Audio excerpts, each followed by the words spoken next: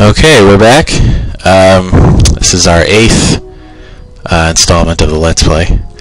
Hard to believe we're already this far, but just having too much fun with this, so it's coming along quick. Alright, that's right, yes, we're following Azor from the council into this hidden tunnel, and now we're in another underground cave, which will assuredly be better than the last underground cave I did. And this is, you get to Evanter's Ass to Grass. You get to see Nova fight briefly here, and yeah, she knows water magic, so she's no slouch in combat, which is good because, you know, it's gonna be a lot of monsters if it's anything like the other dungeons. Alright, so wandering here, got a pickaxe, that should be useful. Yeah, this dungeon is short, thankfully. It's not very graceful, but you know, it's got a few little neat things. Like, watch, you kind of hit this with the pickaxe, and then boom! Only a thin layer of rock covered that tunnel, I guess. And then, yeah, I'm not going down there. I think that's just an extra item. And then there's a statue here. It's got 2 holes, which means I have to find 2 things. And then we'll go to this little spinning teleport thingy, and that looks promising. Yeah, it's oh, we got a little mini boss Guardian or something. This guy might perhaps even last 2 or 3 turns against my beefed up squad. But yeah, so we're following the gentleman from the council to try and learn more about what their real you know, agenda is, and you know, why exactly they know who Arius was before his memory loss, and he doesn't even know that yet. And so we got the little rods, or whatever they are, and then we put them in, the statue turns red. That's pretty cool, huh? And then we go through this gate here. Oh, fight warrior slimes, I guess because they're brown. That makes them tough. And I think we're actually almost out of here. Yeah, so it's not elaborate, but yeah, that's okay. Not all dungeons have to be, like, you know, massive. And a little secret thing here. Oh, these guys again. Let's leave them alone. What's in here? This is a very rare item. If you say so, man. Probably never use that. It's one of those things that's so powerful you always think you're going to need it later and you never wind up using it. Okay, so we'll save here, and I think we're already at the boss. Let's go down here. Yep, this is the boss room. And you feel that? The ground's shaking. Whatever it is, it's coming quick. Get ready! Ooh, look at that thing's gross, man. Ooh. But we should be able to take it out, no problem. Man, Nova's got all these great spells. She's a good, she knows healing magic too. So she's quite a formidable party member with the water spells and the healing spells. Plus, she just paralyzed that guy, so he's just gonna go down without even getting any hits in. Oh, whoa! Look at that. She's got the endgame water attack. It's a nice animation. Kind of like that. Yeah, he's down. And yeah. I think, oh, that's right, there's more. Oh, wait a minute. Yeah, 'cause you're actually supposed to lose this fight, but I'm so high level that that'd take forever for me to actually lose at the level that I'm at. So I'll just have to beat the crap out of them and hope that, you know, there's a contingency that I was smart enough to put in a, you know, an alternate path to the next destination just in case the player did win this battle, although it would be highly unlikely if you were at the level you were supposed to be. I mean, because the first worm is already really hard, and I gotta fight 3 of them. It's hopeless. It's supposed to be anyway, but I'm tearing these guys apart right now. Yeah, there they go. 1, 2, 3. Let's see if I was smart, or if I just broke this thing, I'm gonna have to start over. Oh, no, I guess he just passes out.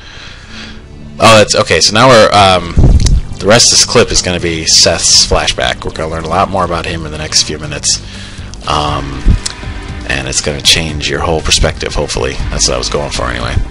So, like has been established in the past clips, Seth is the last of his race. The last dragoons, who were kind of like dragon men. And now we have a little flashback to, you know, when they were plentiful in their homeland.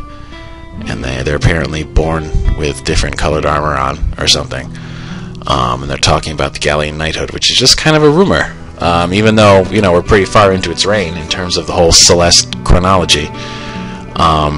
they're so far removed that they haven't really had to deal with them one way or another. But there's not much they can do. Poor Villia, she's worried. And these kind of things, when you're worried, you're right. Yep, look at that, they're all dead. Some of these corpse sprites are a little sloppy, though. There's some green borders around some of them. Oh, brother. Alright, but now we have this this massacre here.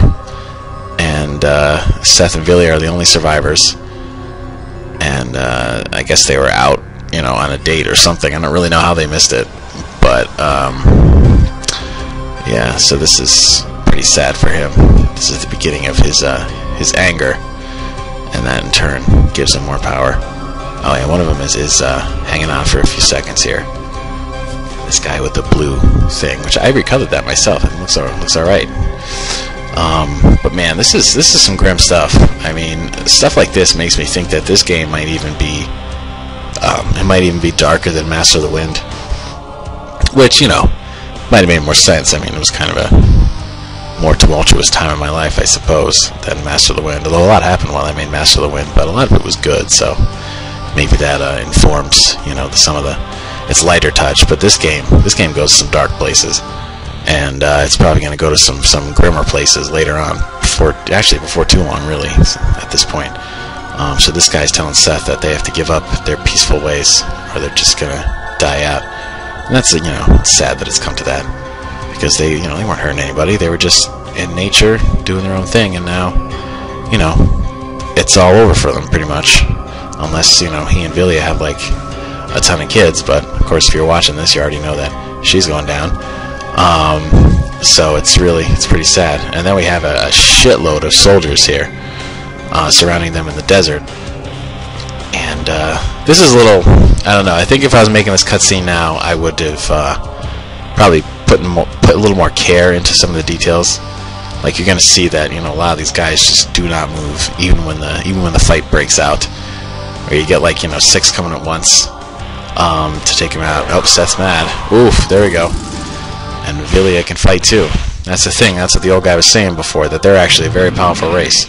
It's just that they don't like to fight, so usually they don't really figure out their powers. But now they're being backed into corner. And oh, look at this! It's Turnus.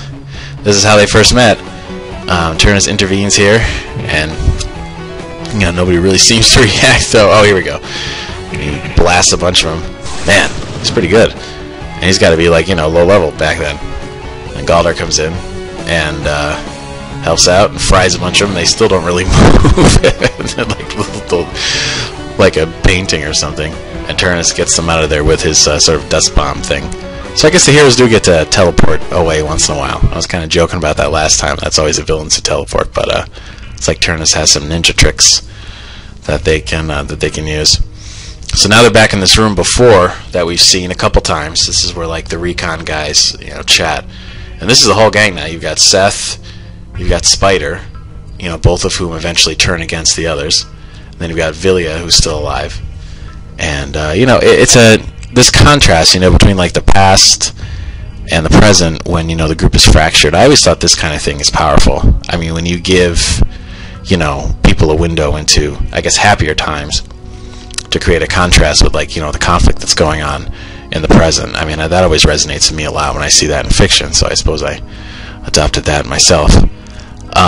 So they're explaining it, and, Seth and Villia think they're safe, but they are wrong. And Seth is breaking the news that, that's it for the Dragoons. It's only those two. The entire Dragoon race is in that room right now. And naturally that shocks the others. Spider's talking about attacks on the elves, which he ran away from his wife and kid, which you find out in Master of the Wind. And so now this old guy's making a reference to the incident where Nova's parents were killed, except that wasn't really stray Gallian soldiers. And now we have cut to a little while later, probably a few years later, where Villia is just abruptly kidnapped and held in captivity by the council, and the council doesn't explain why, and it's really a mystery. And wait, what is this? Look at this redhead chick just wandering around in the middle of my scene here. Look at that. Oh my god. That's terrible. She's like going all over the place. Just right in people's faces. That's fucking terrible. Oh man. I don't know why that didn't bug me any of the times I tested this back then. I just had low standards, which is, a mixed blessing, because you get to proceed. You're not stuck doing the same thing over and over again, but at the same time, you get stuff like this where she's wandering around when they're having this very intense conversation. But basically, alright, enough. I shouldn't go on about that forever. But Seth is really, infuriated, and, justifiably so. And he's going to meet with the council, which is, so I guess it wasn't, Arias' meeting wasn't unprecedented, but it doesn't happen very often. So he gets his audience, and this is where everything turns. And here's these guys who you met last time, same crew, although Lock, Stock, and TSB aren't there this time. And Seth is, talking about how, his girlfriend there is the last, one of the last Dragoons, and without her, they can't reproduce, and that's the end of their race, but it's just not really getting through them. Then we got Ariel, who obviously, is a sociopath and doesn't give a shit. And they're talking about, some crime that she committed, which is so bad they can't even mention it, which is why we have chosen not to tell you. That is despicable. I mean, this is just, I wonder what, put this in my head, if it was the Bush administration or what. Well, that's probably a little harsh, But even some frustration, though. This definitely comes from frustration, just like the sort of unfairness. Oh, yeah, so then they just kind of drop that she's already dead. And, now they want to take him out, too. Because they're afraid of the Dragoons. They're afraid of their power, which they should be, because they're about to unleash it. And Seth has had enough. This is when he just flips out, takes out those ogre guards, and knocks him right against the wall. But, Ariel and her counterpart there will put him, out of the running pretty quick. But Seth still has his teleportation skills, which he'll fall back on shortly. He's threatens to burn the town to smolders. And honestly, at this point, a lot of players were probably going to be on his side, because this is like appalling, what they've done. But unfortunately, the player is still going to have to fight him. So it creates this sort of ambivalence. You're going to have to fight this guy, but at this point you might start agreeing with him, and that the characters don't know what's going on. It's a dramatic irony, I guess. But we'll have to put this to an end, because it's going to get heavy next time.